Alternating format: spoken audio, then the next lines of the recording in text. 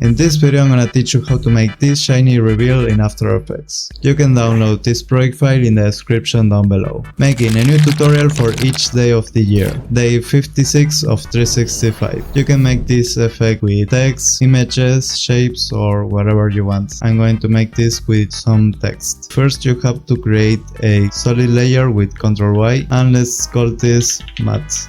We're going to use this solid layer as a matte. Press P to animate the position, make a keyframe, move forward, and we're going to move this off screen, like here. Now we seize this last keyframe with F9, go to the graph editor and move this handle, like here is okay. So now we will have this. Now we have to make a track matte. We have to select the matte here as a track matte for this layer. If you don't see this option, you have to toggle switches here and you will see it. Now grab this pick whip and select the solid layer. We have the track matte and invert the matte here. So now it will reveal the text. Also, to add a little feather, let's add the effect Gaussian blur and check this option and increase the blurriness until something like this should be okay. So now we have this reveal. I'm gonna make this a little slower and now grab both layers and let's recompose with Ctrl+Shift+C and call this reveal. Okay, so now we have this and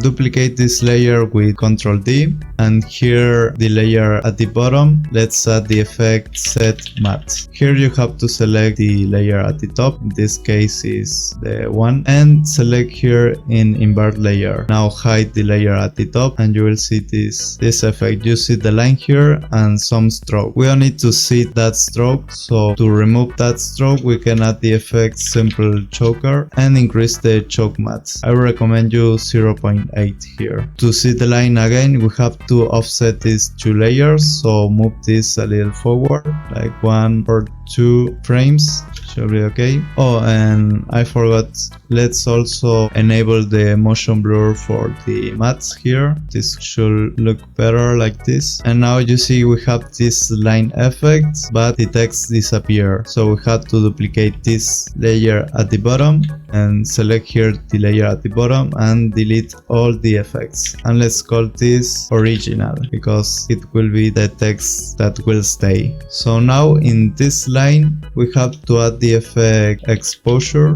and make this a little brighter, so increase the exposure here and you'll start to see the line there. Let's also add the effect glow and increase the glow radius, something like this. And now we have this little shine reveal.